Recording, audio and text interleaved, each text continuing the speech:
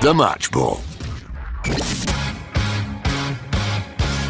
Hello there. Welcome to The Match Ball, which is streaming live on YouTube exclusively for our TSB Plus members who get early access to The Match Ball. You can watch it for free later on in the free feed and listen in your podcast app and get it all ad-free with TSB Plus. The Match Ball is brought to you with Levi Solicitors. Michael Normanton, how was your burrito that you've just speed ate? I'm still eating it right now, to be perfectly honest. Naked burrito. If you were to choke on it and maybe sadly pass away live on the stream, would you have your affairs in order?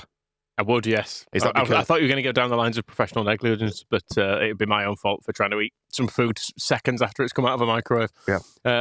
But yes, a will in place. The will, yeah. Yes. Because you can get a 10% discount on your legal fees from Levi Solicitors on their full range of services, which include wills, probate conveyancing, lasting powers of attorney, dispute resolution, home fees. licensing, care home fees. We haven't done those for a while, have we? Laugh a minute. But all the details and the terms are on the website, levisolicitors.co.uk/the square ball. Yeah, it's Dan, Michael and Rob as we dissect a 4-0 home defeat to Arsenal. I can probably sum this up in one sentence, which is expected no, got no, that's it. Yeah, didn't even touch the sides, I don't think. No, I was not remotely asked why bother. Was in the pub before, and a few of the lads I was with chatting to them, and they were quite optimistic, talking themselves up for it. And I just thought, we know how this ends. Don't bother, lads. It's fine. See you Friday. Yeah, I thought there was potential for us to get under their skin a bit. It just never happened, did it? And the bit where we could have got a bit of momentum, start the second half, the crowd was up a bit. We had a decent 20 minutes. Not that we created much. I think Stroud had one very tame-headed, didn't he? But if we'd have got a goal at that point, maybe they panic a bit. We can get some pressure on. But then they just went up the other end and scored. And as soon as that third went in, everyone was like, "Okay." I walked out at 4. Just thought, I'm just gonna beat the rush and get back here, get the artwork sorted. I stayed to the end, and I've got to be honest, there wasn't much of a rush at the end either. No, well, I did in fairness leave my seat, and I kind of went down to the front of the Kop just to see the full-time reaction. There's a rush after the second goal, straight to the bar. Yeah, it was the longest queue I've seen at 35 minutes or whatever for quite a while. Yeah, totally. It was men against boys today, wasn't it? Again, for the second time. And I think there are complaints you can make about that game, but you've also got to put them in the context of it was against Arsenal, who are just absolutely miles better off than us because they're at the top of the league and they've got £50 million players in every position and they're dead good. They pass it quickly. They're very dangerous and they're physical, and we were just completely passive and didn't compete and showed them too much respect. And that's what happens. Yeah, I mean, I think we're still within our rights to be annoyed about the second one. Oh, the goals were shit, mate. Because Jesus. Yeah, Christ. I've not seen it back yet, but... it's bad. It looked like about 3 of them went for the same ball, and Darlow ended up more or less just punching it into his own net, I think. Not even really a punch, more of a slap. Oh, okay. Yeah, it was one of those where, because I was in the cheese wedge today, so I was at the opposite end of the ground trying to work out what had happened. And then, while I was queuing for a pint, they showed the replay, and everyone just went, for fuck's sake. Yeah, that was kind of how it was. A pathetic bit of defending. Received in the Kop, and was just like, what the fucking was that? Yeah. I mean, that's the thing, 'cause, like, you say they're really good and all that. I'd wish if they were this good, they'd be a bit more exciting because it is all set pieces. But then when they're really good at set pieces and our goalkeeper just slaps it into his own net, you think, well, but my big complaint today, I can take the result completely because it's exactly what I expected coming into this. Hope for more, but didn't expect a single thing out of today. Was that we showed them far too much respect. We didn't compete with them physically. Even when Jesus scored that fourth, just rolling the defender. And actually, in fact, Gyökeres as well, whoever it was that was supposed to be marking him, just managed to outmuscle him and got the wrong side of him. And Darlow was already diving the wrong way. So the first one's is that a free header? I've not seen it back, but it's basically one of the smallest blokes on the pitch when you talk about Arsenal being a big set-piece team. You're giving their little midfielder. Just one of those really dangerous balls, though, wasn't it? The in-swinging ball to the near post that just needs a touch from anyone. They're incredibly good and efficient at doing that sort of stuff. It's the crosses into the box, constantly trying to work scenarios. But it's completely joyless, isn't it? There's something really, really joyless about watching them. I thought that was very charmless. Yeah. I think it's because they take... I realise if any Arsenal fans listen to this, they'll think, just bitching and moaning we won 4-0, which we are. Yeah. So, yes, hello, welcome. But there's a reason why everybody will happily take Man City winning this league over them because of all this stuff. Yeah. I think they're tedious to watch, because they're so thoroughly professional with stuff. It's really boring. Yeah. Like the fact that they take every opportunity to reset, don't they?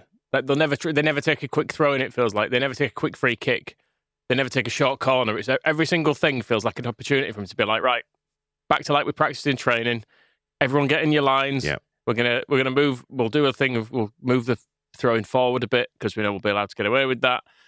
It's just it feels like a routine every single part of the game, and it makes it quite boring. It is sort of just the embodiment of modern football, isn't it? It's very coach led.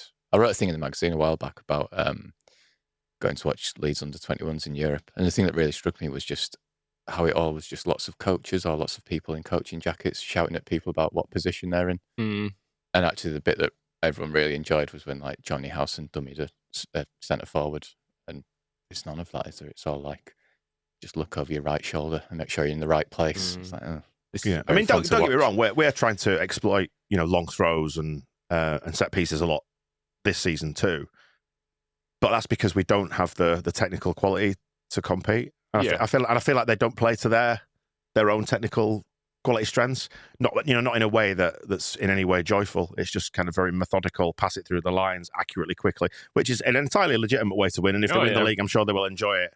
But like I said on one of the shows in the run up to this, like you compare it to what you saw under Arsene Wenger, and it just feels like night and day. It feels very joyless. But that's their issue, isn't it? Not ours. Well, yeah. But equally, I just thought, well, fine. How you? I mean, the other side to this is like Forest did draw with them, so you can disrupt them, and I think today probably again exposed Daniel Farke's ceiling and his coaching level probably, but you don't have to panic about that because this is not the game that will define the season. This is not the one that will necessarily relegate us or keep us up. You don't want to chuck a game away, but given our current status in the league, the amount of money we've spent, the players we've recruited, where we are in our life cycle, and the coach we've got, it's fairly predictable, wasn't it, really, after a 5-0 earlier in the season? Because we tried to play football down there, they murdered us. Today we tried to go a bit long, and that didn't really succeed either. They're just miles better than us. Yeah, I mean, Calvert-Lewin, it felt, first half actually, it was a little bit like that phase when Calvert-Lewin was really isolated up front, and it was almost pointless playing it towards him, because whether or not he won the first header or the defender got a touch on it, there was no one ever around him to pick up any of the pieces. So it's just giving possession back to them, essentially. Even if he was winning every single header, where's he heading it to? At best, you're going to win territory, aren't you? Yeah. But it's kind of that's what Arsenal do. That they're used to, so they're kind of used to defending it, and they're just better than us. And they just sort of gradually like squeeze you, don't they? Arsenal, that's the thing. They have. It's like being suffocated. Yeah. And you normally got to go to a special dungeon for that, but instead we sat in Ellen Road and watched it and said, it's weird because I've enjoyed every game at Ellen Road this year. Yeah, with the exception of that. But that was just. I didn't mind it. I'm quite drunk and it's fine. I was in the cheers veg people were singing. I really enjoyed how it was the 3-0. Who gives a fuck? With Super Leeds were staying up. They scored the fourth. Nobody missed the beat. It just went to 4-0. Who gives a fuck? I will say that maybe that is the maybe that's the big takeaway from today. It was about 58, 59 minutes when the sort of collective switch inside Ellen Road went off, and everyone was like, "Yeah, bollocks to this. Let's just have a sing-song." Yeah, it reminded me a bit of I like that. Under Jesse Marsh when Man City smashed us, and you couldn't even hear the Man City fans celebrate because it was just Leeds fans singing. But that was with 5-6 games to go, and it looked like we were going down. It was like, fuck me, Jesus Christ. Whereas this, it's like there's loads of games to go. We're not in the relegation zone. Who cares? Yeah, but I feel like it won't bother me much, this one. I think partly because it never felt like we were getting anything from the game, is the thing. Some games have bothered me this year because I've either felt like we've set up wrong and it's cost us, or we should have made changes and that's cost us, or we've like a last-minute goal has unfairly taken points off us. This just fine. Like I can't even bring myself to be overly annoyed about the ref. He was shit. I thought it was terrible, but if it made any difference to the scoreline, it was a goal of difference. Which honestly, what difference? Because we shot ourselves in the foot badly, didn't we? Yeah. Numerous times, and we didn't have any chances either. Like Ampadu had that early shot that went over, and then there was the Strauch header, and I think was that it? Yeah, that Ampadu early chance felt like it might be a blueprint of how we could get at him, and it was like Stack pressurising him on the left, ball went out to the right, Bogle was winning it back, came to Ampadu, and he's like, okay, let's just pressurise him high up the pitch, blah blah blah blah. But then it was the rest of the game was like, oh, they're quite good at playing out from that, actually. There was a lot, I felt like that first half I was watching Brendan Aronson chase after players, but there was actually just like 2 more Arsenal players that they could pass to. So it was just sort of futile. Yeah. Who is it? Rob Foote is saying it'll bother you if West Ham win today. I mean, if West Ham win today, it's not going to be a good day, is it? No. That was, the thing with today was getting out of it with the same gap, however that was achieved. Yeah. So, yeah, if we just need to hope Chelsea do a job for us. And I've always had lots of good things to say about Chelsea. I think they're a great club. Yeah. Good fans. Footballing institution. Yeah. Well run. Yeah. Yeah. I mean, I've liked him ever since the club was formed when Roman Abramovich took over. I hope Rory Jennings has a really good day today. Have you seen the story about Todd Bowley today? Yes. Oh, no? Yeah. Well, I'm not going to say it on here, but just Google his name, I imagine. Oh, okay. His name comes up in the Epstein files. Is that right? Yeah. Interesting. So go on, Chelsea. Beat those Hammers. So yeah, listen, that can be dealt with another day. For today, they just need to focus on winning to Chelsea and not worry about all of that. It's 0-0 still at the moment, 6 minutes in. Is that now? Okay. Is there anything to talk about in that game apart from a load of bullshit errors? Like as somebody has mentioned actually in the comments. Actually, we'll pull on this thread. When it came to Nottingham Forest, they full on Dyche-balled them. It's Sam actually. I've got the comment here. Major League Dyche-ball. They were perfectly drilled. We were awful in every position. Yeah, that's the thing. Yeah, we've seen it before. That's what I mean about the limitations being exposed. We're not quite well drilled enough. I don't think, like, for example, with this game today, what you want to do is you want to fight with fire with them a bit, don't you? And start breaking the game up, going down, cheating, and trying to run the ref, make the game short, break it up. But we don't do any of that. I don't think we play smart enough. I feel like we've been at our best this year, though, when we've got in people's faces, and then we've got particularly Ellen Road, when we've got a bit of momentum and got the crowd on side and stuff. So trying to play very defensively from the off, does that work at Ellen Road? I don't know. It was really like Calvert-Lewin. I don't think he did win anything. Like it's really annoying that Gabriel is such a massive wanker because he's a very, very good defender at the same time. Yeah. Good backpack as well. Very good.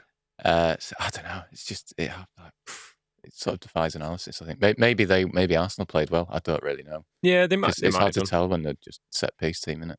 Yeah, they play very, very effectively, as we were saying in the run up to this. They're really good at knowing where to stand. Yeah, the amount of times when it looked like a ball was on to one of the wings, and clearly they'd positioned their lines of players just so that you can't really. It's too much of a risky pass to play. So it meant we were turning back inside and trying to find different passes and stuff.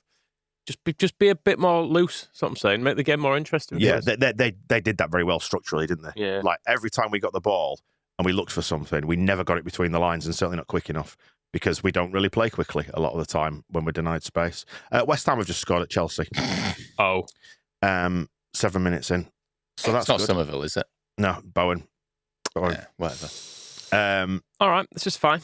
But yeah, so we ended up just passing around in front of them, which is fine because they, like you said, they just get set, don't they, every time. Who would you play in goal on Friday?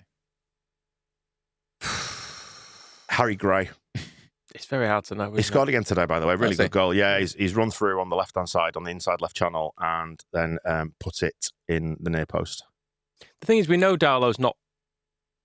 He's not a bad keeper, but he's an all right keeper generally with some mistakes in him. Whereas Perry is... He's not made... I don't think he's made a glaring as bad a mistake as Darlow's made today, probably. No. But then he's just let quite a lot of easy stuff past him, is how it feels. I mean, I would probably stick with Darlow because I think if you restore Perry, he's probably a nervous wreck because you've just dropped him. Whereas at least with Darlow, if you put in a bit of faith with him, hopefully he responds to that. But it's the Punic thing that I said a while back. I don't think it makes a massive difference. We could play Perry on Friday. We've got a third goalkeeper, Rob. I'm more interested in the fourth. Okay. Yeah, the third one I don't want to see. Get Alex Kenton, who's not played for 2 years or something. Well, I'm only going off that one game he played for us, against us for Salford. It was very good. It all sort of feeds back into recruitment, doesn't it? I guess we can talk a little bit more about that. We're going to record with Berren after this for Monday's West Stand, which will be his transfer deadline day is Monday, isn't it, I think? Is that right? Yes. And just maybe get into that a little bit about how it reflects on recruitment and the sort of collective willingness to churn the squad aggressively and fast enough and almost mercilessly.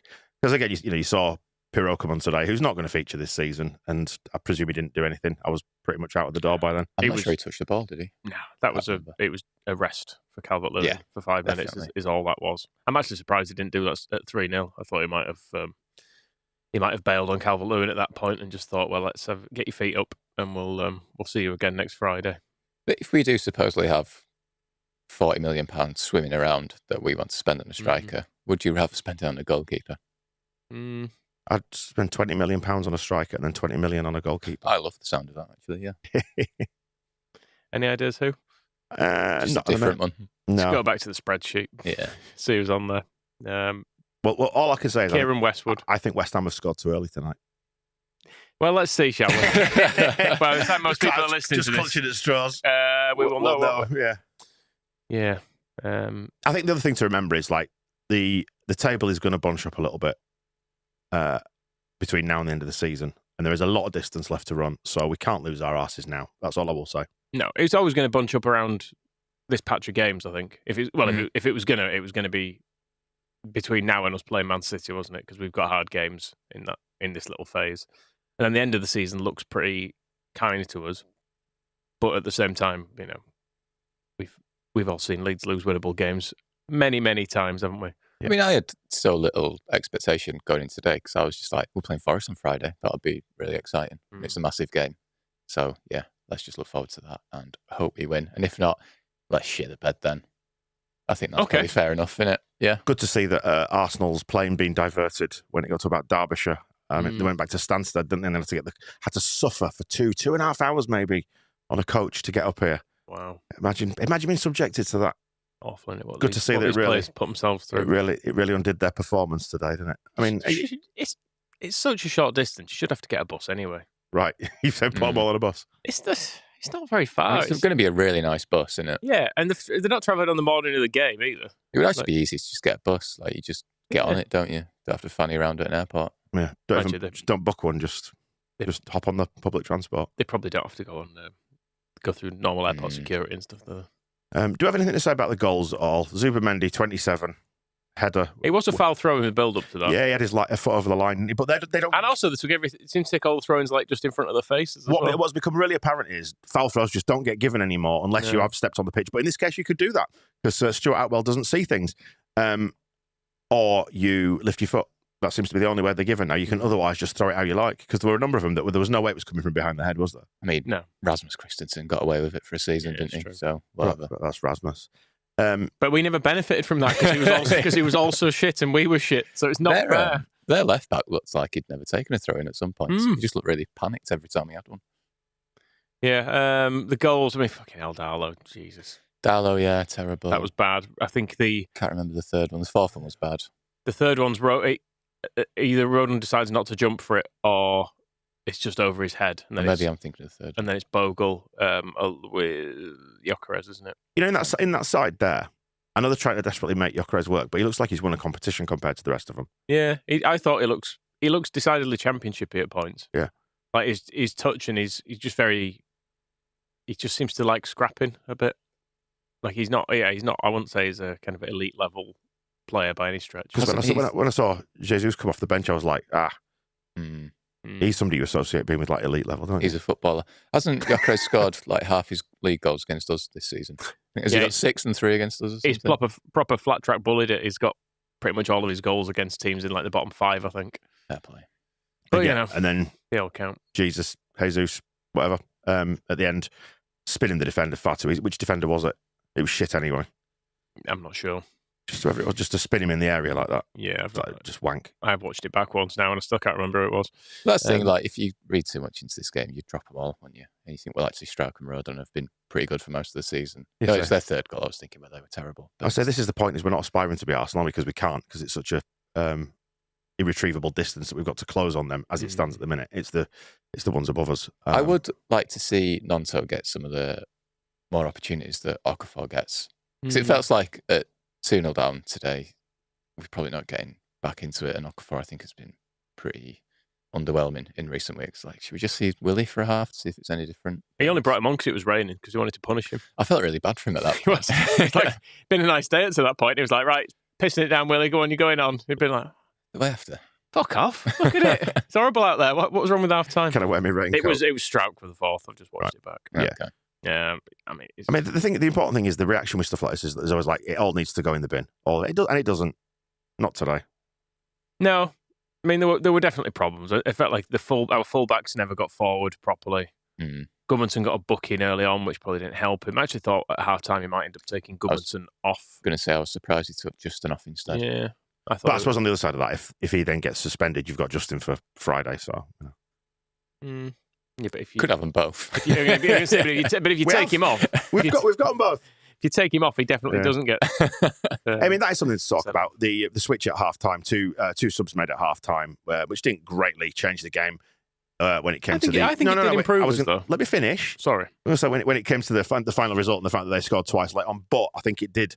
It shifted the first half of the second half, if you like. I think we got a bit more of a foothold in the game, and we gave him a little bit of something to think about. Yeah, but not quite enough. I thought Longstaff was one of our better players probably today. And it's slim pickings, I will confess. I'm always really confused by Stack because I feel like one moment he'll look like a really good footballer, and the other moment he looks like Matt Rocker. And I never really know what to make of that. I thought he was possibly our best player today, but I think they were all very firmly 6 out of 10 or below. Very low bar, isn't it? Yeah. I can't have been the only one that saw that Saka limped out of the warm-up and thought, oh, yes. I didn't realise that. And then it was when the game started, I was like, that's not him on the right wing. Yeah, they've only got another £50 million player to bring on in his place. Yeah, I mean, that's the thing, isn't it? He's not as good as Saka, but still, it's not exactly like you're having to chuck Cody Drama in there, like we had to do when we played Arsenal last time. Yeah, there is a good point, actually. Something I noticed, and I will agree with this, that Leeds just brought up. It was their balls in, wasn't it? And our balls in. Yeah, every cross that we hit in seemed to hit the first man or was too low, whereas their crosses were dangerous just about every time. And that, is that just a quality thing? Is it a coaching? It was almost like we were surprised we were that far up the pitch at times. I know early on there was a chance with Gruev to put the ball in. And you could see he was aiming for the back post towards Bogle, and he just barely got it off the ground. It was a bit like, shit, we've got a chance to put the ball in. There is a comment I'm going to address from Perlo's Beard. Dan's plan, this was my plan, advocated a minute ago, that instead of spending 40 million on a striker, we should get 20 million players, a striker and a goalkeeper. Would mean we'd end up with an average striker and an average goalkeeper. Great plan, Dan. No, but what I mean is recruit really good ones, but great value. Yeah. That's what I meant. Rafinha was less than 20 million quid, wasn't he? What have you done? I've got news. What is that? I just had my drink and it had a big lump in the bottom of it. Oh, lovely. Just with powdered milk, don't worry. I think I'm about to die. Goodbye, everyone. This is it. I've been poisoned. All right, then another question here from Nightstick52 saying, what do you guys think should be the game plan against Forest on Friday? I would say same again. Just play how we play. Just do what we do, yeah. Yeah. Just disregard this. Yeah. They'll be coming to defend and try and nick it, Will Forest. It'll be a very different game to this. And it'll be a different game to when we played Forest at theirs, I would imagine, as well, because they will have it in mind probably that losing to us is catastrophic, but a draw is maybe not the end of the world for them. So, particularly given we've got harder games to come after that, they'll be thinking, well, we can claw them back over the next couple of weeks instead. Be interesting to see what happens though, because they've got Palace this weekend, haven't they? That's tomorrow. What do we actually want from that? Probably a draw, I suppose. I mean, if Palace win, at least Forest are just nowhere, aren't they? Really? Yeah. I mean, what I was going to say, if West Ham do win today, then it's firmly look over your shoulders time, isn't it? You can't bother about what's above you. You just need to make sure that everybody gets beat below you. So if Forest do lose, and then if we were to beat them on Friday, which is that becoming a must-win now? It's looking that way. But they don't overtake us if we lose, do we? No. Who, Forest? Oh, actually, they do. They're only a point behind us. Oh, are they? Oh, right, okay. Oh, yeah, we've got total goal West difference Ham now, are haven't we? 3. As it stands at 1-0, West Ham are 3 behind us now. I mean, Forest could start the game ahead of us. Oh, great. You're right. Fucking hell. Sorry to tell you. I was having a lovely afternoon until I got here. So, Just get back on the drink, Rob. Yeah, I know. It's better. So, put this one to bed, but we absolutely have to beat Forest on Friday. Friday will be good. Yeah, because there's that. There'll be start good. Well, there'll be that need in the air, won't there? Yeah. That kind of urgency, like today, kind of horrible gut-wrenching tension. But it's the jeopardy that sometimes makes it in Ellen Road. I don't know. Like today felt quite low jeopardy because, well, as the game unfolded, it's the lack of jeopardy that basically created that big sing-song at 60 minutes because everyone was like, whatever, this is a massive gap in quality here, so let's just have a sing-song. Whereas I think the jeopardy of Friday, hopefully it'll feel a little bit like the Sunderland home game. last season. Yeah. God, I nearly had a heart attack that game. Can we win it more comfortably than that, please? Yeah. She scored the 2 goals earlier on. As Stunik has pointed out here in the comments, our goal difference is minus 11, and 9 of them are against Arsenal. It's a very good point, that. And actually, again, if you strip these 2 games out of our season, it's not been that bad, generally speaking. No. I think that's why it's weirdly deflating to have left Ellen Road having not competed whatsoever in a game. It's a bit of a new one. Well, we've had essentially 2 very good seasons, haven't we, as well, in the Championship at home, and then that today. It's a bit like, boring, isn't it? Rubbish. I'm used to getting a bit excited at various points in the game, and that's never really happened today, did it?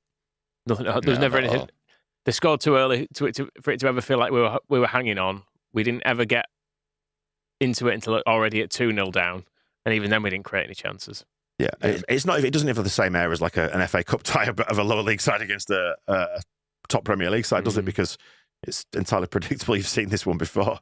Yeah, I mean, the only notes I took in the first half were Ampadu shooting over from the edge of the box on his left foot, which was obviously never going to go in, and then them scoring 2 goals. Okay. Yeah, I mean, I've seen Arsenal score 4 at Ellen Road on a few occasions. It's fine. It's quite familiar. It lacked the charm. I preferred it when Thierry Henry did it, if I'm perfectly honest, though. It was more fun. Against Michael Dewberry and Caldwell and all that lot. Yeah, at least that was... at least I felt like I was watching something. Well, from a 5-0 earlier in the season and a 4-0 in the second half of the season, we can look forward to it being 3-0 next season if we stay up in the first game, because we're making progress, aren't we? Yeah, I suppose. Doesn't really feel like it today, I've got to say.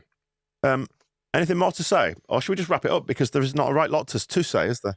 I can't believe we've got this long out of it, to be honest. What, well done us then? I mean, I suppose other stuff that wasn't great. Aronson and Gruev both were pretty invisible in the first half. Calvert-Lewin didn't win anything. It was bad. Yeah, it was just generally. It was just generally bad. You've absolutely nailed it. I mean, even when Gruev at one point made a nice pass forward, which was very un-Gruev-like, but then it just broke down straight away to whoever got it. It's like, I'm just reading the in-game commentary from the Chelsea West Ham game.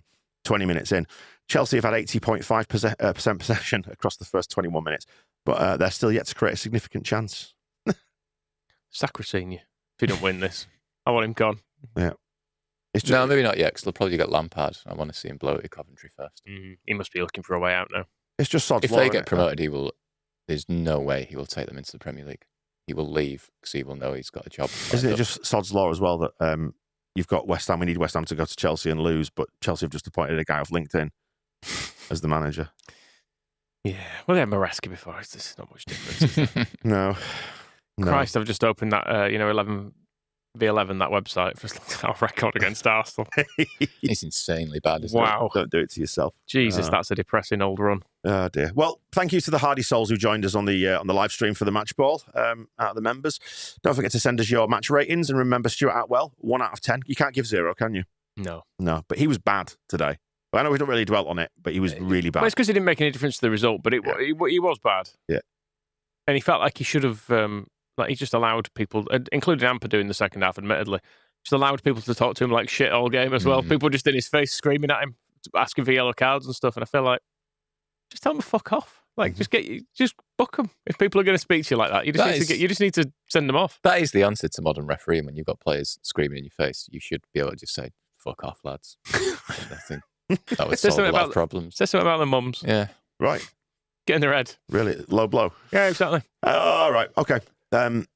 Members, check out the audio version in the members feed for extra time as well. Some bonus chat if you're a TSB Plus subscriber. The squareball.net/plus if you fancy a little piece of that. Yeah, as I mentioned earlier on, we've got Berron coming in. He's going to come across after the press conference. We haven't even really dealt with any of the post-match press conference comments, have we? Because, well, does it matter? It doesn't really, does it? Probably not. But we will see what the mood was. Yeah, and we'll see if there's any sort of hot transfer chat, that sort of thing. Anyway, I mean, Farker will not say a word about transfers, will he? Because he never does. But if he is of the mind to stick because he doesn't want to disrupt squad harmony, the man's stupid. I don't think it's that. He very clearly wants a striker. You think? Which really made me laugh the other day when he's like, "I'm not going to say what we want because the selling teams might put their price up." It's like, we've bid 40 million for a striker. What? It's not a secret, is it? I must admit, when he was saying that, I was thinking, when the phone rings, we want to buy a player. Oh, I don't really want him though. No, Like, what? The inquiry will surely give the team a little bit of a clue that you want that player. Yeah, We could blame it on George Mendes being a big meanie. Potentially. Anyway, cheers for joining us on that one. Yeah, look out for the West Stand with Berren on Monday. And members, you get the members show to come tomorrow, which will be a little bit more lighthearted as we hurtle towards February. See you in a... The Match Ball.